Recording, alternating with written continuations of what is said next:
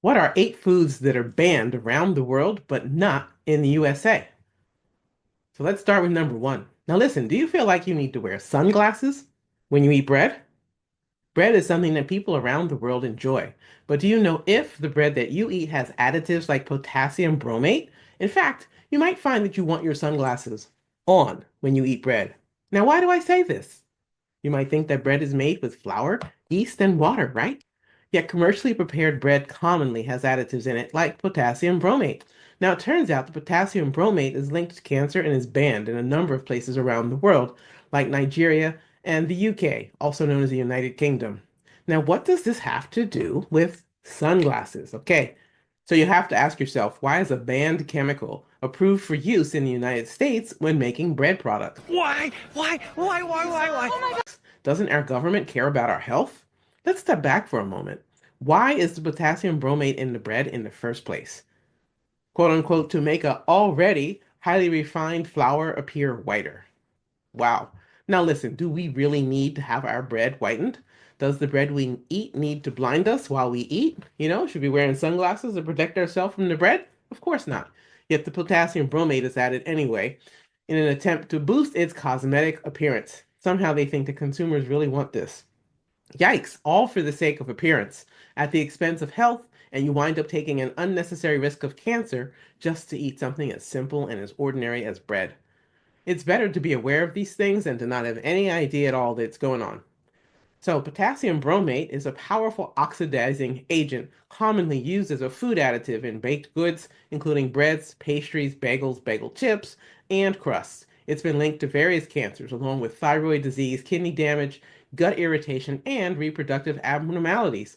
It's interesting, many people who struggle with blood sugar and diabetes often also have kidney problems, kidney damage. They may have thyroid issues, certainly gut irritation, right? And unfortunately, might be experiencing reproductive abnormalities. You have to ask yourself, what's in the environment that might be pushing these things? So in 1999, the International Agency for Research on Cancer, IARC, categorized potassium bromate as possibly carcinogenic to humans. Now, here are some other reasons why potassium bromate is added to bread.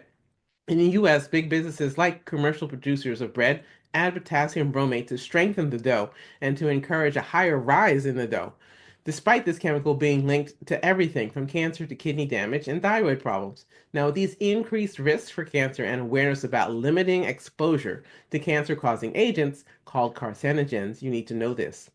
So let's talk now about the places where this is banned. For comparison, potassium bromate is banned in quite a few countries, including the EU, which is known as the European Union, China, India, Canada, separately the UK, Brazil, Nigeria, Colombia, Sri Lanka, and Saudi Arabia.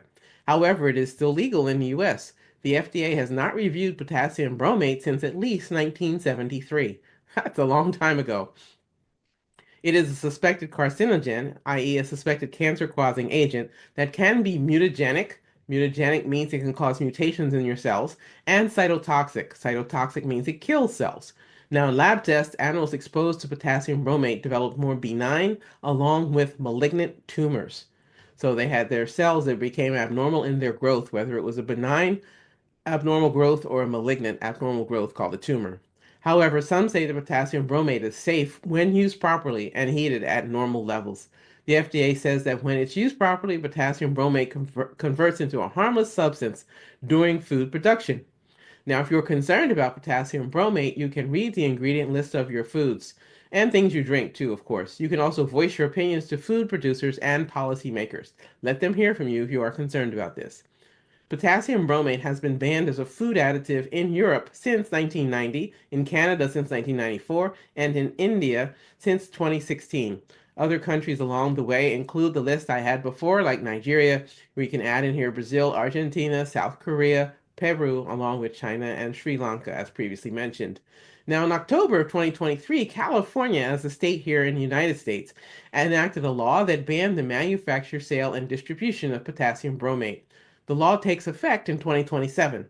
So California is leading the way for the United States of America, and hopefully the rest of the US will catch up ASAP.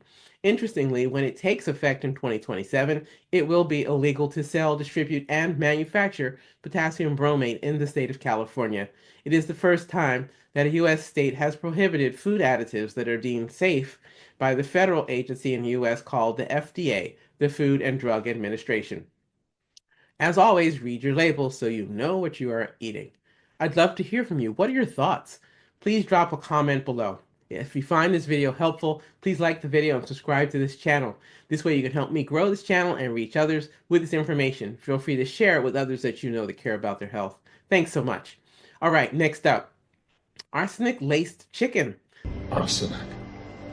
Anything else? That's right. Now, this is a head scratcher. In fact, all of these are head scratchers in different ways, as you'll hear. I hope you stick through for the whole video.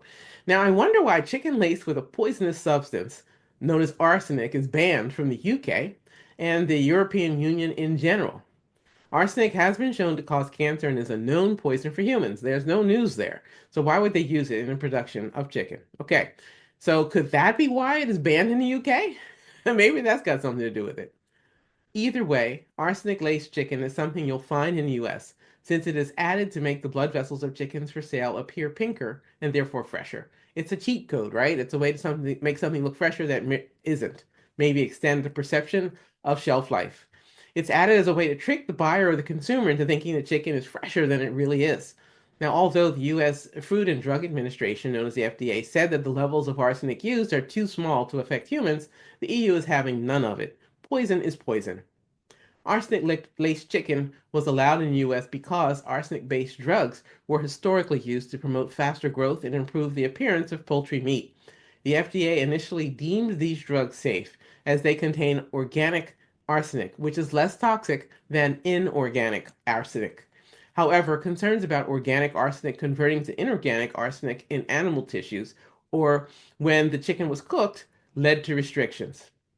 Those concerns, really got people to wondering, is this really safe for human consumption? Conversely, the UK and the EU banned arsenic in animal feed due to these kinds of health risks, including cancer from arsenic exposure.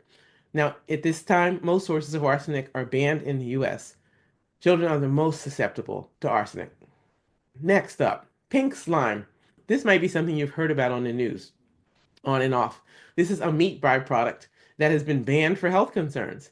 Pink slime is also called lean, finely textured beef or boneless lean beef trimmings. Its appearance, is not appealing. It's pretty ugly looking stuff. Despite its appearance, though, pink slime is actually meat. Well, close to it. Its description is that it's a meat-based product that is used as a food additive to things like ground beef, typically, either used as a fat reductor or as a filler product. Not only does it look a bit gross, but the meat is also more likely to carry pathogens, which are disease-causing organisms, since it's pulled from the bone. Now, interestingly enough, the UK bans pink slime altogether and deems it unfit for human consumption. So this is due to concerns over the production process, which involves treating these beef trimmings with ammonium hydroxide to kill bacteria like E. coli. The process raises food safety and quality concerns, leading to its classification as unfit for human consumption in the UK. In contrast, the US deems it safe, allowing its use as a cost-effective filler in ground beef products. Canada also bans pink slime. Now let's talk about what it is and how it's made. Pink slime, also known as lean, finely textured beef, LFTB, is considered bad by many consumers because it is made from low-grade beef trimmings, which can potentially be more contaminated with bacteria, disease-causing bacteria, and it's treated with ammonium hydroxide to kill pathogens, leading to concerns about processing methods and the overall quality of the meat, even though experts generally agree it is safe to eat when produced properly. To make it, meat trimmings are spun in a centrifuge to separate beef from fat, a process similar to the technique used to get cream from milk. Now here are some key points about why people consider pink slime to be bad. Low quality meat. It is made from the leftover scraps of a cow, which can be more prone to contamination with bacteria, like E. coli. Ammonia treatment. To kill bacteria, pink slime is treated with ammonium hydroxide, a chemical that some people find concerning, even though it is considered safe at approved levels.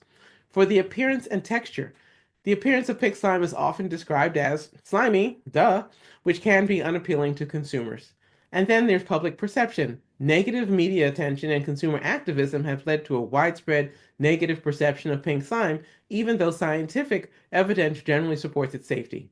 Now, the main health concerns that are associated with pink slime or lean, finely textured beef include its production process and nutritional content. Let's talk a little bit more about that. It is made from beef trimmings treated with the ammonium hydroxide to kill bacteria like E. coli and Salmonella, raising concerns about chemical residues and safety. Pink slime also contains more in the way of insoluble proteins, which are less digestible and therefore nutritionally inferior compared to soluble proteins that are more digestible. Despite these concerns, there's no direct evidence linking LFTB or pink slime to health issues, and is considered safe by regulatory agencies like the USDA. Now, let's compare pink slime with other meat processing methods. The production process is this. Pink slime involves separating fat from the beef trimmings using heat and centrifuges, followed by treatment with ammonia gas to kill bacteria. Traditional ground beef is typically made from whole cuts of beef ground without chemical treatments. If you've ever been in a store and you've watched the butcher's work, you've seen them make ground beef right before your eyes. Secondly, there's safety and additives. Pink slime uses ammonium hydroxide or citric acid for bacterial control, raising concerns about chemical residues. There are other methods as well. Generally, they do not involve such chemical treatments, relying on refrigeration and cooking for safety. This is part of what's the approved methodology. When we look at nutritional content, pink slime contains more in the way of those insoluble proteins I mentioned. They're less digestible compared to the soluble proteins in traditional beef. And then with conventional beef, it offers a more balanced protein profile without these added fillers. Now, if we take a look at cost and sustainability, pink slime reduces waste and costs by utilizing as much as they possibly can of the beef trimmings, contributing to resource conservation. On the other side, for traditional methods, these may result in higher costs due to the use of prime cuts, but are perceived as higher quality and perhaps offering more nutrition density. So let's sum this up.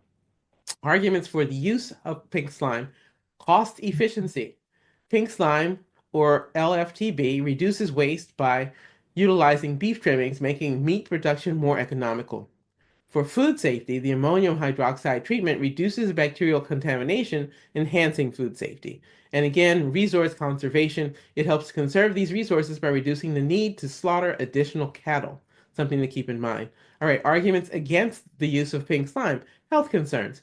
Critics worry about chemical residues from the ammonia treatment and low nutritional quality of LFTB or pink slime. The public perception, listen, just the actual words, the term pink slime evokes a negative reaction from many people in the public, and it affects consumer trust perception along with acceptance. And then finally, cultural norms. Many view it as violating cultural norms of acceptable food processing practices. What are your thoughts? I'd love to hear from you in the comments below. If you find this video helpful, please like the video and subscribe to this channel. This way you can help me grow the channel and reach others with this information. Feel free to share this with others who care about their health. Thank you so much. All right, food number 4, genetically engineered papaya.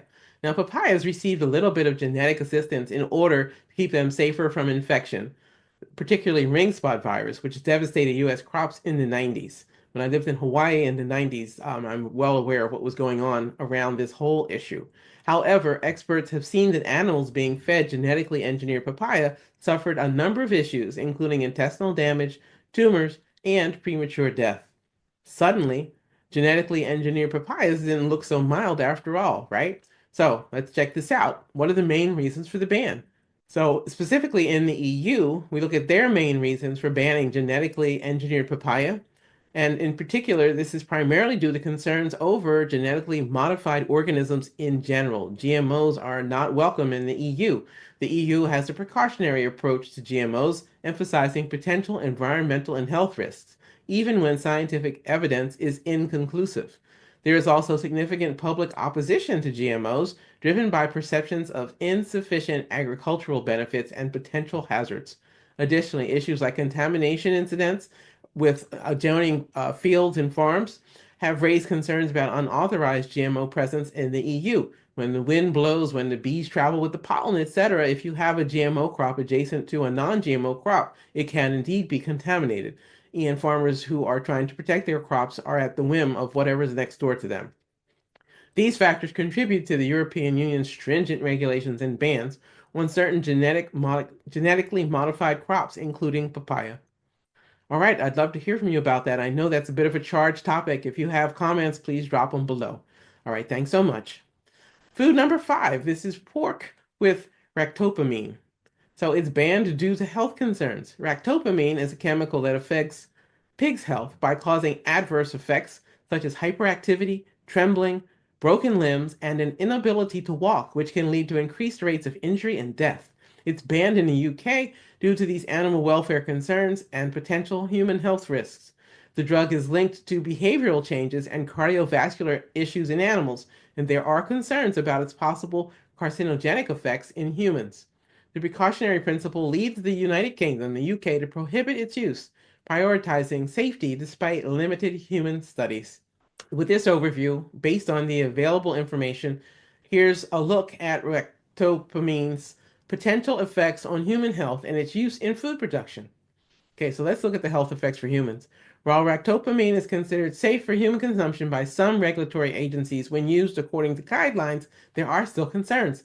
The FDA has deemed meat from animals fed ractopamine safe for human consumption when used as directed.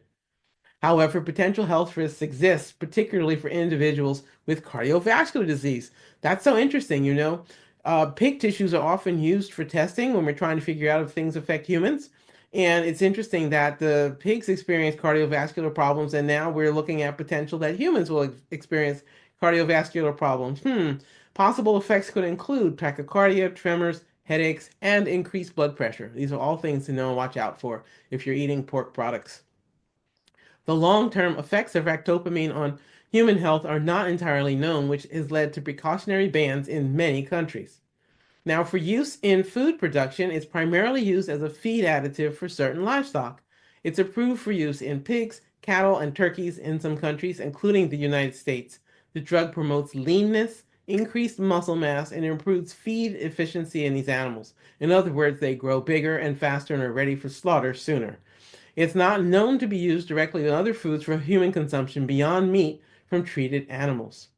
All right, now let's look at the regulatory status. The use and acceptance of ractopamine varies globally. It's approved in the US, Canada, Mexico. Many countries, including China, Russia, and the entire European Union, have banned its use due to safety concerns. Some US meatpackers have stopped accepting ractopamine fed animals to maintain access to international markets that ban the drug.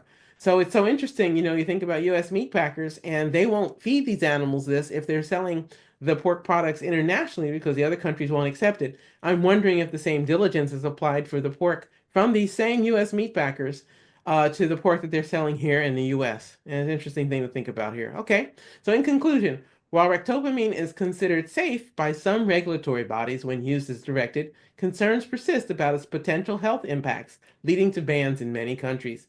Its use is primarily limited to certain livestock feed and is not directly added to other foods for human consumption. So if you get it, your exposure is through eating these animal products.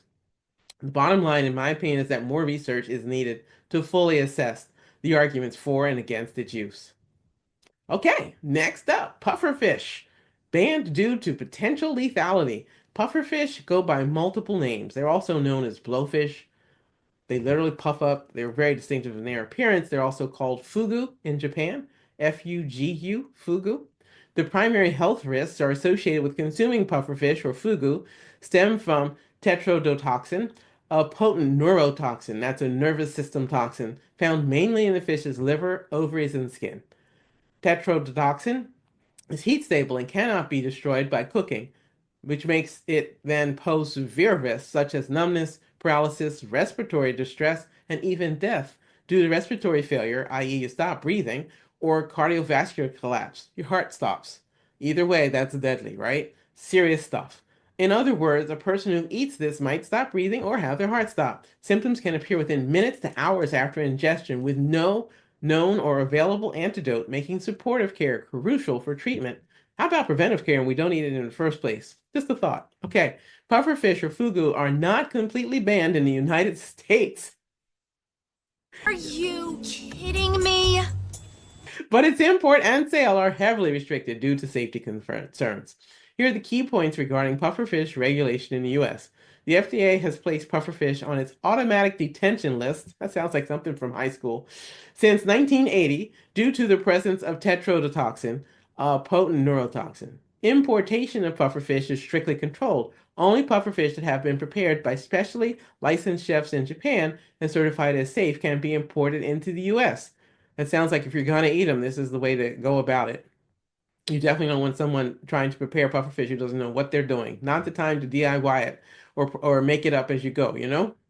All right, the FDA does not have the resources to monitor a full certification program for unrestricted entry of pufferfish into the United States. There are a limited number of restaurants in the US that are licensed to serve fugu or pufferfish. As of 2003, only 17 restaurants in the US were licensed to serve pufferfish, with 14 of them in New York State. The current system of control for Japanese pufferfish importation involves restricted entry and the automatic detention.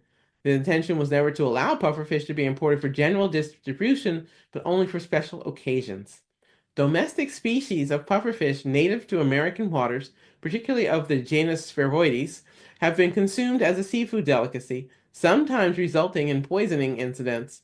In summary, while not outright banned, pufferfish is highly regulated in the US with very limited availability due to significant health risks associated with its consumption.